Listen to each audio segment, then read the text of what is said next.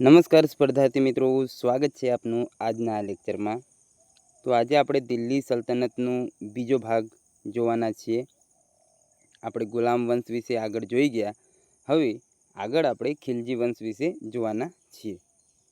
તો જોઈએ ખિલજી વંશમાં એમનો સમયગાળો હતો 1290થી 1320, એટલે કે લગભગ એમણે 30 વર્ષ જેટલું શાસન કરેલું આપણને જોવા મળે છે. ખિલજીઓ મૂળ રીતે તુર્કના મુસ્લિમ હતા, પરંતુ ઘણા સમયથી અફઘાનિસ્તાનમાં રહેવાના લીધે તુર્ક મુસ્લિમોએ તેમને સામાજિક સન્માન આપ્યું નહીં. તો ક્યાંના હતા? તુર્કના હતા, મુસ્લિમ હતા તેઓ, પરંતુ તેઓ શું થયું કે ઘણો સમય તેઓ અફઘાનિસ્તાનમાં રહ્યા. એટલે અફઘાનિસ્તાનમાં રહેવાના કારણે જે તુર્કના મુસ્લિમો હતા તે તેમણે સન્માન નહોતા આપતા, એટલે કે એમની અવગણના કરતા હતા. હવે એમાં આપણે જોઈએ સૌપ્રથમ જલાલુદ્દીન ફિરોજ ખિલજી, સમયગાળો 1290થી 1296. જલાલુદ્દીન ફિરોજ ખિલજીએ ખિલજી વંશની સ્થાપના કરી. તો યાદ રાખજો, કોણે સ્થાપના કરી? જલાલુદ્દીન ફિરોજ ખિલજીએ. કયા વંશની? ખિલજી વંશની. તેણે કિલોખરી નામના સ્થળે પોતાની જાતને સુલતાન ઘોષિત કરી રાજધાની બનાવી, જે ખલજી ક્રાંતિ તરીકે ઓળખાય છે. સ્થળ થોડુંક યાદ રાખી લેવું. કયું છે? કિલોખરી. ને ખલજી ક્રાંતિ કોણે શરૂ કરી એવું પ્રશ્ન જો બને તો એમાં આવશે જલાલુદ્દીન ફિરોજ ખિલજી.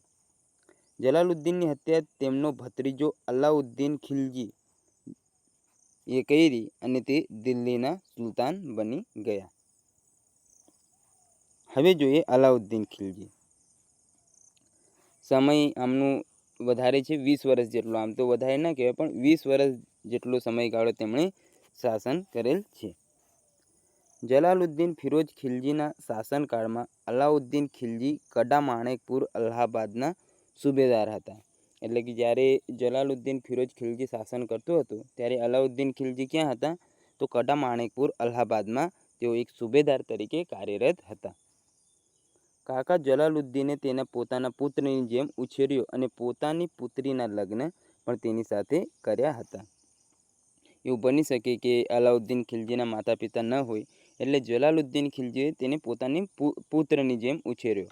ભલે પુત્રની જેમ ઉછેર્યો, પણ બની શકે કે તેઓ સત્તા આપવા માંગતા ન હોય, પરંતુ પોતાની જે પુત્રી હતા તેમના લગ્ન એમણે જલાલુદ્દીન એટલે અલાઉદ્દીન ખિલજી સાથે કરાવી દીધા.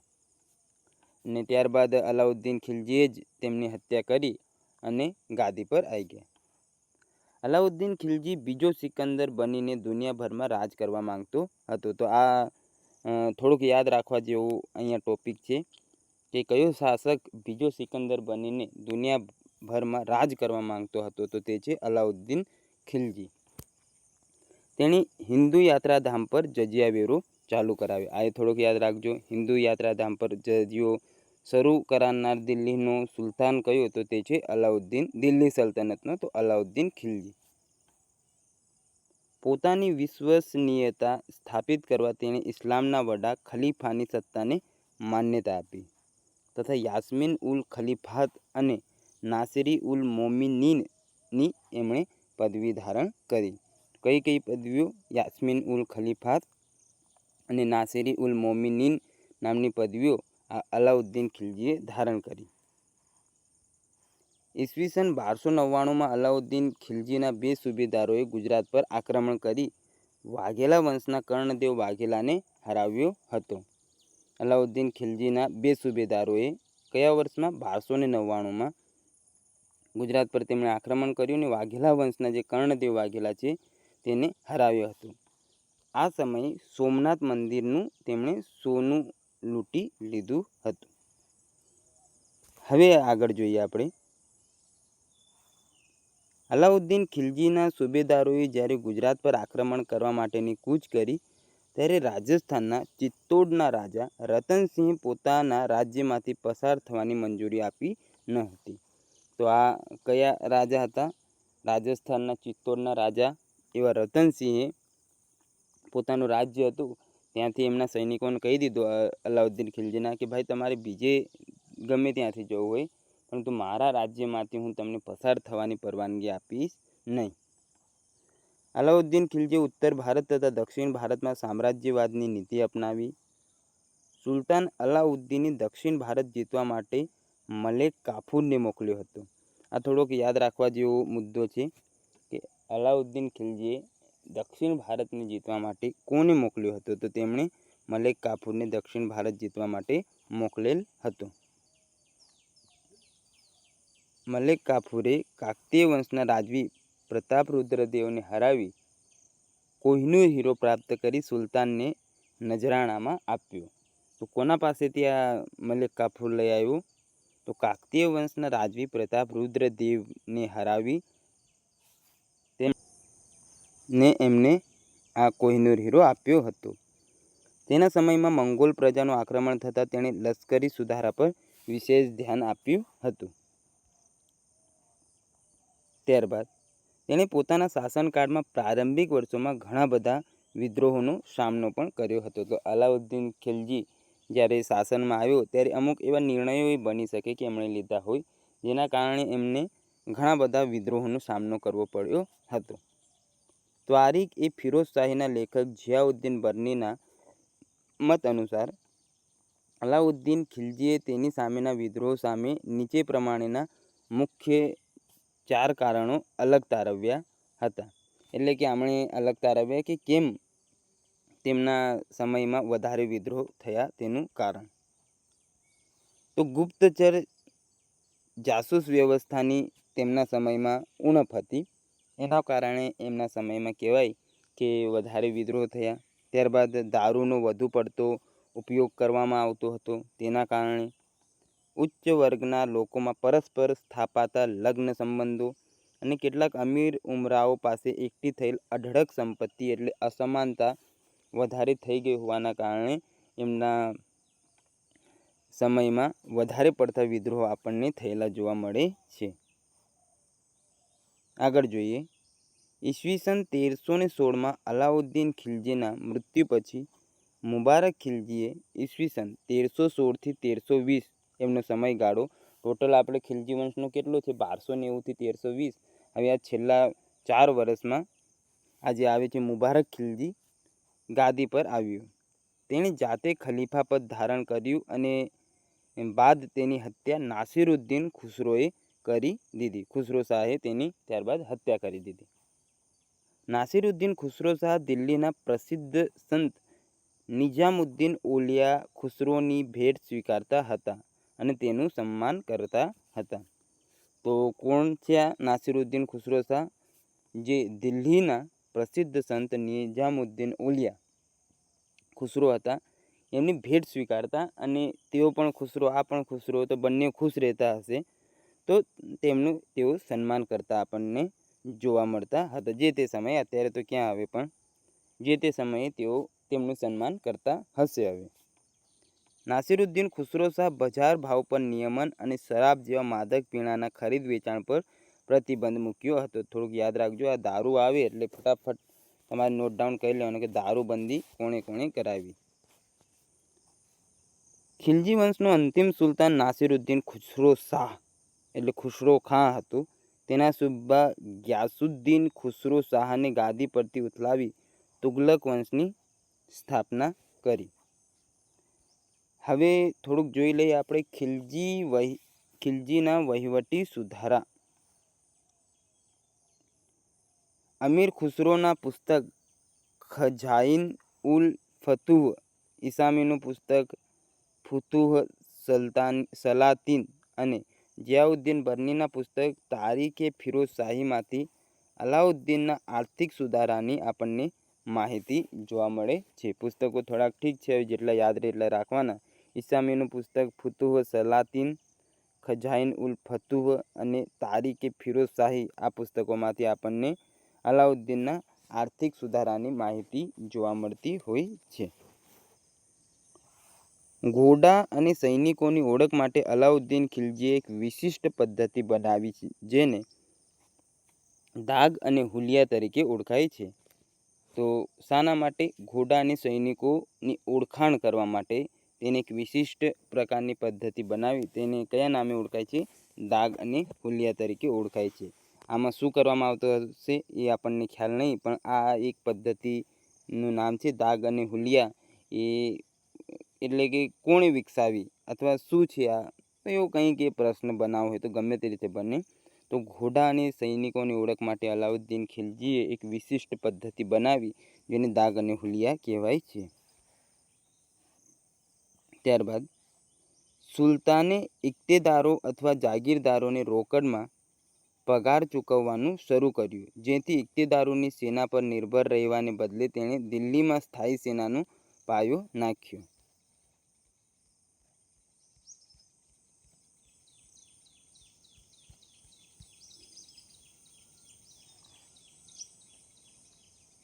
તો જોઈએ એમાં સુલતાને ઇક્તેદારો અથવા જાગીરદારોને રોકડમાં પગાર ચૂકવવાનું શરૂ કર્યું, જેથી ઇક્તેદારોની સેના પર નિર્ભર રહેવાને બદલે તેણે દિલ્હીમાં સ્થાયી સેનાનો પાયો નાખ્યો. હવે શું કર્યું સુલતાને? ઇક્તેદારો હતા જે જાગીરદારો હતા તેમને રોકડમાં પગાર આપી દેવાનો, એટલે જે તે સમય જગ્યાએ તેઓ રહે અને ત્યાં એક સ્થાયી સેના બનાવી શકે. તો એના કારણે તેમણે દિલ્હીમાં એક સ્થાયી સેનાનો પાયો નાખ્યો. તેમણે બજાર નિયંત્રણ માટે જરૂરી ચીજવસ્તુઓના ભાવ ઘટાડ્યા. બજાર નિયંત્રણમાં એવું હોય કે અમુક વસ્તુઓના ભાવ તો ઠીક છે હવે વધારે હોય, પરંતુ જે જીવન જરૂરિયાતની વસ્તુઓ છે તેમના ભાવ એકદમથી વધી કે ઘટી જાય તો ઠીક છે, પણ બહુ વધી ના જાય તેના માટે તેમણે એના ભાવ ઘટાડ્યા અને ફિક્સ કર્યા કે ભાઈ આટલો જ ભાવ એનો હોવો જોઈએ, કોઈનું શોષણ ના થાય એમ. ભાવ નિયમન આ માટે તેણે જુદી જુદી વસ્તુઓના વેપાર માટે અલગ અલગ બજારો ઊભા કર્યા. બજાર સુધારાના કામ માટે બજાર અધિક્ષક શાહના એ મંડીની નિમણૂક કરી. તો યાદ રાખજો, તેમણે કોની નિમણૂક કરી? બજાર અધિક્ષક શાહના એ મંડીની. કોના માટે? બજાર સુધારાના કામ માટે એમણે આની નિમણૂક કરી. પ્રથમ શાહના એ મંડી માલિક યાકૂબ હતા. આ યાદ રાખજો કે પ્રથમ શાહના એ મંડી કોણ હતા? માલિક યાકૂબ, અલાઉદ્દીન ખિલજીના સમયમાં. ને શાહના એ મંડી એ કોણ હોય? તો બજાર અધિક્ષક. તેણે અમીર ઉમરાવ ઉપર નજર રાખવા બરીદ નામના અધિકારીની નિમણૂક કરી અને ભ્રષ્ટાચાર રોકવા મુહતાસિબ નામના અધિકારીની નિમણૂક કરેલી જોવા મળે છે. ત્યારબાદ આગળ જોઈએ તો તેમણે સંગ્રહખોરી પર પ્રતિબંધ જેવો વહીવટી સુધારા પણ કર્યા. અલાઉદ્દીન ખિલજીના બજાર પ્રશાસનનું વર્ણન બર્નીએ કર્યું છે. અલાઉદ્દીન ખિલજીની બજાર નિયંત્રણ નીતિ તેના મૃત્યુ સાથે જ સમાપ્ત થઈ ગઈ. એવું નહીં કે અમુક કેવું હોય રાજા હોય કે જે તે નીતિઓ લાવતા હોય તે બીજો રાજા પણ એ જ યુઝ કરે, અથવા આપણે અત્યારે જોઈએ છીએ કે અભ્યાસક્રમ જે તે આવે તે બીજો ચેરમેન આવે તો એ જ વાપરે. તો આણે આવું નહીં કહ્યું. આમના સમયમાં ટૂંકમાં આવું નહીં થયું. તેઓ મૃત્યુ પામ્યા એટલે જે બીજો રાજા આવ્યો તેમણે તરત જ નવી નીતિ લાવી દીધી. આ નીતિ આગળ જતાં શેરશાહ સૂરી અને અકબરના જમીન સુધારણા માટે આધારસ્તંભ બની હતી. તેમણે થોડું ઘણું આ શેરશાહ સૂરી અને અકબર થોડાક સારા શાસકો હતા, તો તેમણે લાગ્યું હશે તેમને ભાઈ આમાંથી આપણે કંઈક સારું કરી શકીએ છીએ અથવા આનામાંથી આપણે કંઈ શીખી શકીએ છીએ, તો તેમણે તેમાંથી કંઈક કામનું લીધેલ હશે, જે આપણે આગળ જોઈશું. તેણે દેશ વિદેશથી દિલ્હીમાં વેપાર માટે આવેલા વેપારીઓને સગવડ મળે તે માટે તેણે સર્વપ્રથમ એક અલગ વિભાગ દીવાને રસાલતની સ્થાપના કરી. જે અન્ય જગ્યાએથી દિલ્હીમાં વેપાર માટે વેપારીઓ આવતા હતા એમને યોગ્ય સુવિધા મળી રહે તેના માટે તેમણે એક અલગ વિભાગ દીવાને રસાલતની સ્થાપના કરી. તેણે ખેડૂતોની વાસ્તવિક આવક પર મહેસૂલ લેવાનું નક્કી કર્યું, તેમજ જમીનની વૈજ્ઞાનિક રીતે માપણી કરાવી. વૈજ્ઞાનિક રીતે આપણે જમીનની માપણી કરાવી પ્લસ વાસ્તવિક આવક. એવું નહીં કે આડેધડ. ધારો એવું બની શકે કે એમણે ધારો કે આ વર્ષે કેટલું પાક્યું અથવા છેલ્લા 10 વર્ષમાં કેટલું પાક્યું, એવી રીતે એવરેજ એટલે કે જેમાં સંતુલન જળવાઈ રહે એવી રીતે તેમણે મહેસૂલ લેવાનું નક્કી કર્યું. અલાઉદ્દીન ખિલજીએ ઉત્સવ અને તહેવારોની ઉજવણી પર નિયંત્રણ કર્યું. ત્યારબાદ આપણે આગળ જોઈએ તેમાં છે તુઘલક વંશ. ઈસવીસન 1320 થી 1412 લાંબો અને લચક એવો તુગલક, મોહમ્મદ બિન તુગલક, ફિરોઝ શાહ તુગલક, આવા બધા શાસકો આમાં આવશે. તો જોઈએ આપણે. સૌ પ્રથમ છે ગ્યાસુદ્દીન તુગલક. ઈસવીસન 1320થી 1325 આમનો સમયગાળો છે. 5 વર્ષ જેટલો એમણે શાસન કર્યો આપણને જોવા મળે છે. તુગલક વંશની સંસ્થાનો સ્થાપક ગજની માલિક હતો. તેણે ગ્યાસુદ્દીન તુગલક નામ ધારણ કરી ગાદીએ આવ્યા. તો એમનું નામ હતું ગજની. આપણે ગજની મૂવી જોઈ છે. તો ગજની મલિક હતો. તેણે કયું નામ ધારણ કર્યું? લાગ્યું હશે કે ભાઈ ગજની તો ગાંડા જેવું નામ લાગે, તો ગ્યાસુદ્દીન તુગલક એમણે નામ ધારણ કરી લીધું અને પછી ગાદી આવ્યા. અલાઉદ્દીન ખિલજીના સમયમાં તે પંજાબના સુબેદાર હતો. અલાઉદ્દીન ખિલજી જે તે સમયે શાસન કરતો હશે તે સમયે આ પંજાબનો સુબેદાર હતો. જ્યારે ભારતની વાયવ્ય સરહદે મંગોલ આક્રમણ થયું ત્યારે આક્રમણનો બહાદુરીથી સામનો કરી તેને નિષ્ફળ બનાવ્યું. તો મંગોલ આક્રમણ, જે મંગોલો આવ્યા હતા અહીંયા આક્રમણ કરવા, તો તેમને તેનો સામનો કર્યો, તેમજ તેમને હરાવી અને નિષ્ફળ બનાવ્યું. એટલે એમનું આક્રમણ એમણે નિષ્ફળ કર્યું. તુર્ક શાસકોમાં પદ્ધતિસર રાજ્ય વ્યવસ્થાનો પ્રારંભ તેણે કર્યો હતો.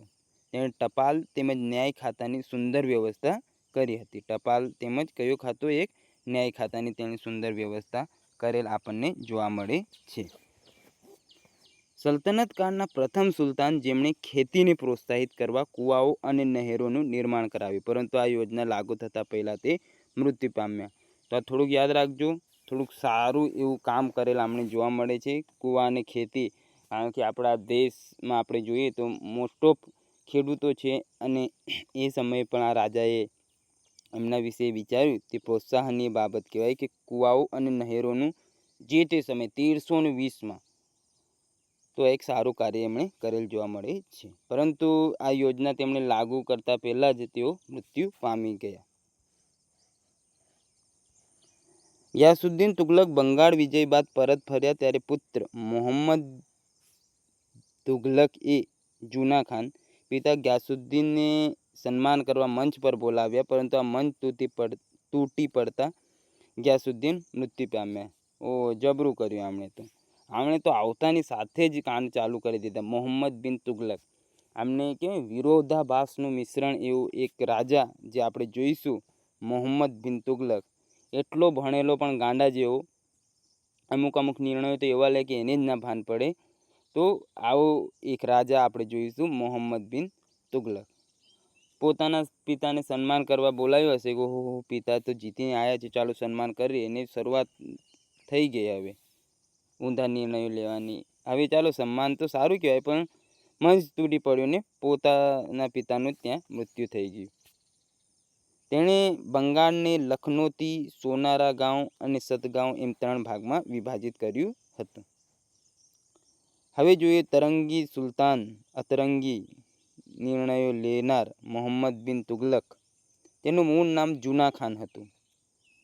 મોહમ્મદ બિન તુગલકને તરંગી શાસક તરીકે ઓળખવામાં આવે છે. તરંગી એટલે એવા નિર્ણયો લે કે લોકો એનાથી કંટાળી જતા કે આ ભાઈ ખરેખર નિર્ણય કેવા લે છે, આને બુદ્ધિ છે કે નહીં એમ. તો એવા શેખ ચલ્લી હવાઈ કિલ્લાઓ બાંધનાર આ રાજા. સલ્તનત કાળમાં સૌથી વધુ 34 જેટલા વિદ્રોહ તેના સમયમાં થયા. ગુરસાપનો બળવો, કિસલુખા, સિંધ મુલતાન ઉત્સવ બળવો, દક્ષિણ સાગરનો બળવો વગેરે બળવાઓએ તેણે સફળતાપૂર્વક દબાવ્યા હતા. હવે બળવાઓ થાય ને ભાઈ શાંત કર્યા કરે એ જ એમનું મુખ્ય કામ બની ગયું હતું. નવી યોજનાઓ ઘડીને અમલમાં મૂકવા માટે મોહમ્મદ બિન તુગલક જાણીતો હતો, પરંતુ તેમના અધિકારીઓમાં તેમની અનેક યોજનાઓને સમજવાની અને અમલ કરવાની ક્ષમતાનો અભાવ હતો. હવે ખબર નહીં આ યોજનાઓ એવી હોય કે સમજ જ ના પડે કે આનાથી ફાયદો શું થશે, એવું એ બની શકે છે. સમજવા જેવું હવે હોય તો સમજે, પણ લાગે જ કે સમજવા જેવું જ કંઈ હોય નહીં, જેના કારણે તેમની યોજનાઓને તરંગી યોજનાઓ કહેવાય. આમ ગાંડા જેવા નિર્ણયો લે. તેણે પોતાની રાજધાની દિલ્હીથી દૌલતાબાદ અને ત્યારબાદ દૌલતાબાદથી દિલ્હી સ્થળાંતર કરી. તો કેવું થયું?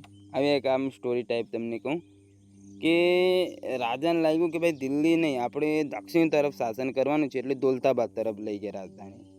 રાજધાની તો લઈ ગયા, પરંતુ આ તો ભાઈ ઉનાળામાં જ નીકળી પડ્યા રાજધાની બદલવા માટે. રાજધાની બદલવા માટે ચાલ્યા હશે.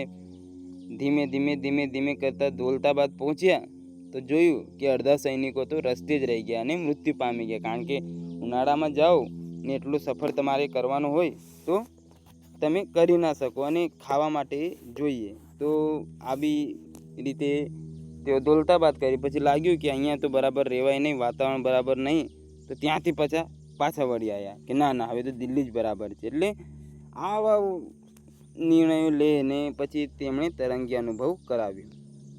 તે સૈનિકોને રોકડમાં વેતન આપતો હતો, પરંતુ કિંમતોને નિયંત્રિત કરવા માટે ટોકન સાંકેતિક મુદ્રા ચલાવી હતી. તો હવે આપણે શું કર્યું? સાંકેતિક મુદ્રામાં આપણે જોઈએ તો કે સોના ચાંદી એવા બધા તો રહેવા દીધા, અને જે તાંબો હતો તો તેની એણે શું કર્યું કે મુદ્રા લાવી દીધી. હવે ધારો કે સોનાની તમે મુદ્રા લાવો, એના પર છાપ ઉપસાવો, પરંતુ સોનાની જેટલી કિંમત હોય કે છાપ ના હોય તોય એટલો મોંઘો રહે, ચાંદીની એટલી કિંમત રહે. પરંતુ તાંબામાં તો પરંતુ આણે આવું કર્યું કે ભાઈ તાંબાના સિક્કા ચાલુ કરી દીધા એમ. તો એ લોકોએ રાતોરાત એટલા બધા સિક્કા બનાવી દીધા, એ મોહર લગાવીને ડુપ્લિકેટ બનાવીને, કે રાજાને પછી ખ્યાલ આવ્યો કે આ તો લોચો થઈ ગયો. છેલ્લે પછી આ યોજના તેમણે બંધ કરીને ફરીથી નવા સિક્કા અમલમાં લાવ્યા. એટલે આવા બધા નિર્ણયો લેવા માટે તેઓ ત્યારબાદ આપણે તેમાં આગળ જોઈએ કે મોહમ્મદ બિન તુગલકે શરૂ કરેલી પ્રતીક મુદ્રા યોજના તરીકે ઓળખાતી ચલણી નાણાં, પિત્તળ અને તાંબાના સાંકેતિક સિક્કા માટેની યોજના પણ નિષ્ફળ થઈ ગઈ. તો આ યોજના કેમ આપણે નિષ્ફળ થઈ તે જોયું કે ભાઈએ એવા હવે મુદ્રાઓ એવી બનાવી દીધી એમણે કે એના કારણે નિષ્ફળ જ જવી પડે. કારણ કે તાંબાની બનાવી દીધી તો હવે એ તો કોઈ એ છાપી લે એમ. દુષ્કાળમાં લોકોને રાહત અને સતી થવાના રિવાજ પર પ્રતિબંધ જેવા કાર્યોથી લોકો તે પ્રત્યેની શુભ નિષ્ઠાની પ્રતીતિ થાય છે. તો દુષ્કાળમાં તે શું કરતા હતા? લોકોને રાહત આપતા હતા, એટલે ટેક્સમાંથી એમ, એવું હોઈ શકે છે. ત્યારબાદ સતી થવાનો રિવાજ જે હતો કે જેનો પતિ મરી ગયો હોય તે સ્ત્રીએ પોતાનો દેહ ત્યાગી દેવાનું, તો એના પર પણ તેણે પ્રતિબંધ મૂક્યો હતો. એટલે થોડુંક આપણે કહી શકીએ કે થોડું લોકો પ્રત્યે એમની લાગણી સારી હતી. દોઆબના ખેડૂતો પર કરમાં વધારો કર્યો, પરંતુ આ સમયે દુષ્કાળ પડવાથી લોકોએ કરના વિરોધમાં વિદ્રોહ કર્યો અને તેણે વધારાના કરની વસૂલી રદ કરી. તો આ ભાઈએ શું કર્યું હોય કરવાળામાં કે એમણે કર વધારી દીધો એમ, પણ તે જ વર્ષે ઓછો વરસાદ પડ્યો. ખરેખર કર ને આ કેવો કરતા કે ગયા વર્ષે જે પાક્યું તો એના પર કર. હવે એક વર્ષે જે પાક્યું હોય તો વધારે પાકી ગયું હોય, સારો વરસાદ હોય તો, પણ દર વર્ષે એવું પાકે એ જરૂરી નહીં ને. એટલે 10 વર્ષનું તમે એવરેજ લો તો તે ઠીક છે.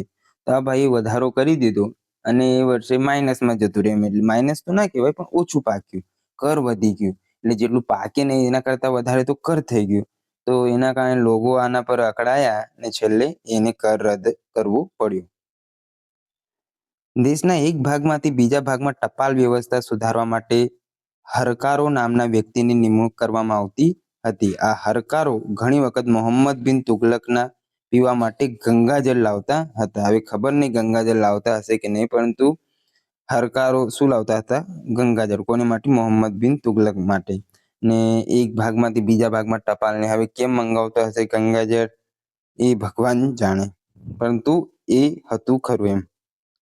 સુલતાન મોહમ્મદ બિન તુગલકે અજીજ ખુમાર નામના મદિરા વેચનાર, ફિરોજ હજામ નામનો વાળંદ, મનકા તબ્બાસ નામનો રસોઈયો અને લડ્ઢા અને પીરા નામના માળીઓને ઊંચા સ્થાન પર નિયુક્ત કર્યા હતા. એટલે આપણે એટલુંક અહીંયાથી કહેવાય ને તારણ કાઢી શકીએ કે આ ભાઈ ભેદભાવ બહુ રાખતો નથી. કારણ કે અહીંયા તમે જોઈ શકો છો કે આવા નામના વ્યક્તિઓ હતા, તેમણે ઊંચા હોદ્દો પર સ્થાન આપેલ હતું. તેમનું મૃત્યુ સિંઘ ક્ષેત્રમાં થટ્ટાનો વિદ્રોહનો સામનો કરતી વખતે થયો હતો. શરૂઆત વિદ્રોહથી થઈને છેલ્લે સુધી વિદ્રોહ કરતા કરતા તેઓ મૃત્યુ પામી ગયા. ફિરોઝ શાહ તુગલક ઈસવીસન 1331 થી 1388. મોહમ્મદ બિન તુગલકના પિતરાઈ ભાઈ ફિરોઝ શાહ તુગલકનો રાજ્યાભિષેક થટ્ટામાં થયો. થટ્ટામાં જ વિદ્રોહ કરતા કરતા મોહમ્મદ બિન તુગલક મૃત્યુ પામ્યા. ત્યારબાદ આને કેવી રીતે યાદ રાખવાનું? FST એ પેલો MBT મોહમ્મદ બિન તુગલક ને આ FST એટલે ફિરોઝ શાહ તુગલક એમ. તો થટ્ટામાં એમનું રાજ્યાભિષેક થયો. તેણે મોહમ્મદ બિન તુગલકની યાદમાં જોનપુર નગરની સ્થાપના કરી. કયું નગર? જોનપુર. કોની યાદમાં? મોહમ્મદ બિન તુગલકની યાદમાં એમણે એ નગરની સ્થાપના કરી. તે બ્રાહ્મણો પર જજિયા વેરો દાખલ કરનાર પહેલો મુસ્લિમ શાસક હતો. હવે આ કેવું થયું આમાં મોહમ્મદ બિન તુગલકમાં નો જે ભાઈ ફિરોઝ શાહ તુગલક છે તેમાં કે તેમની માતા હિન્દુ હતી. તો લોકો આમના પર વારા ઘડી આક્ષેપ લગાવતા કે હિન્દુઓને વધારે સપોર્ટ કરે છે, આમ છે ને તેમ છે. તો તેમણે કંટાળીને છેલ્લે જે બ્રાહ્મણો હતા તેમના પર જજિયો વેરો લગાવી દીધો. તો જજિયા વેરો એ બિન મુસ્લિમોની જમીન પર લગાવવામાં આવતો કર છે. એટલે કે મુસ્લિમ સિવાયના ગમે તે ધર્મના લોકો હોય તેમના પર લગાવવામાં આવતો એક વિશેષ પ્રકારનો ટેક્સ, તેને શું કહેવામાં આવે છે? જજિયા વેરો. તો તેમણે આ કંટાળીને આમના પર લગાવી દીધો. ભારતમાં કુતુબુદ્દીન ઐબકે પ્રથમ વખત જજિયા વેરો લાગુ કર્યો હતો. કોણે? કુતુબુદ્દીન ઐબકે સૌ પ્રથમ જજિયા વેરો લાગુ કર્યો. ત્યારબાદ મુઘલ શાસક અકબર દ્વારા 16મી સદીમાં દૂર કરવામાં આવ્યો હતો. આ કુતુબુદ્દીને લગાવ્યું, ત્યારબાદ મુઘલ શાસક જે અકબર આવ્યા તેમણે દૂર કરી દીધો અને 17મી સદીમાં ઔરંગઝેબ દ્વારા ફરીથી આ વેરો લગાડવામાં આવ્યો હતો. ત્યારબાદ તેણે તાંબા અને ચાંદીના મિશ્રિત સિક્કાનું ચલણ શરૂ કર્યું અને અદ્દા અને ભીખ નામથી ઓળખાય છે. કયા નામે શું હતા? અદ્દા અને ભીખ. તો એ છે તાંબુ અને ચાંદીના મિશ્ર કરીને જે સિક્કા બનાવવામાં આવે છે તેને અદ્દા અને ભીખ કહેવાય છે. કોણે ચાલુ કર્યું? તો ફિરોઝ શાહ તુગલક નામના જે શાસક છે તેમના દ્વારા આ પ્રકારના સિક્કા શરૂ કરવામાં આવ્યા હતા.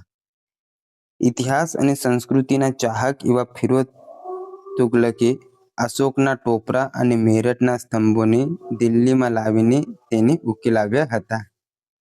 તો આ થોડુંક યાદ રાખવા જેવું છે કે ફિરોઝ શાહ તુગલકે અશોકના જે ટોપરા અને મેરઠના સ્તંભો છે તેને દિલ્હીમાં લાવીને ઉકેલાવ્યા હતા. ત્યારબાદ તેણે રોજગાર વિભાગની પણ સ્થાપના કરી હતી. રોજગાર વિભાગ એટલે શું હશે? કે લોકો જેમ તેમ ભટકતા હોય, તેમની જોડે યોગ્ય લાયકાત હોય તેઓ ત્યાં આવીને પોતાની નોંધણી કરાવીને રોજગાર મેળવી શકે, તો એવો કંઈક વિભાગ એમણે બનાવ્યો હશે.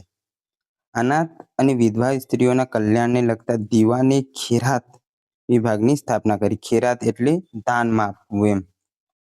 તો અનાથ જે હોય અને વિધવા સ્ત્રીઓ હોય તો તેમને તે દાનમાં કંઈક પૈસા કે કંઈક બક્ષિસ આપતો હશે, એવી વાત અહીંયા કરવામાં આવી છે. ફિરોઝ શાહે સિંચાઈ માટે નહેરોની ઘણી યોજનાઓ શરૂ કરી હતી.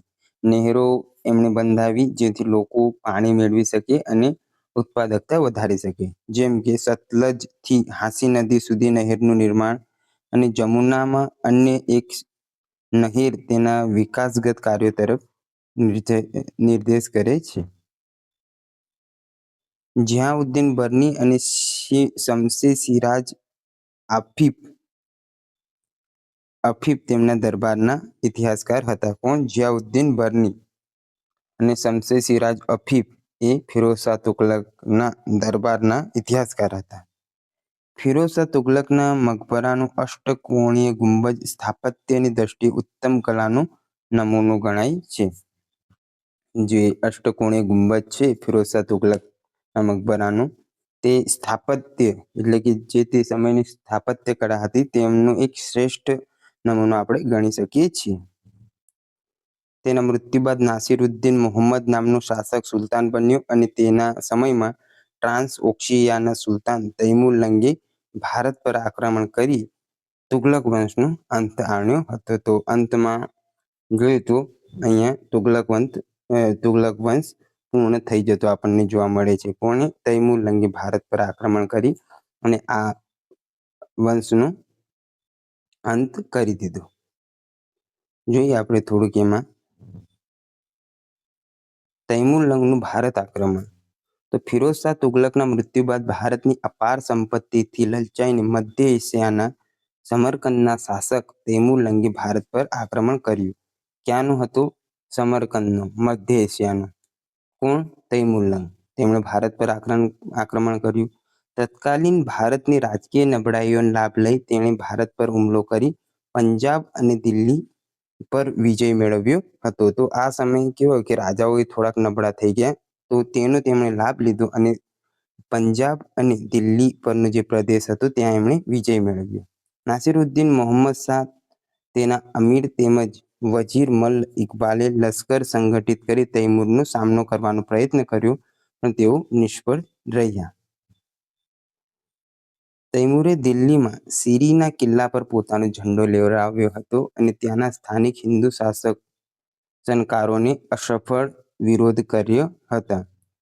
તો સિરીનો કિલ્લો છે દિલ્હીમાં, તો ત્યાં તેણે પોતાનો ઝંડો લહેરાવ્યો હતો અને ત્યાંના જે હિન્દુ શાસકોએ છે તેમણે પ્રયત્ન તો કર્યા, પરંતુ તેઓ અંતે નિષ્ફળ નીવડ્યા.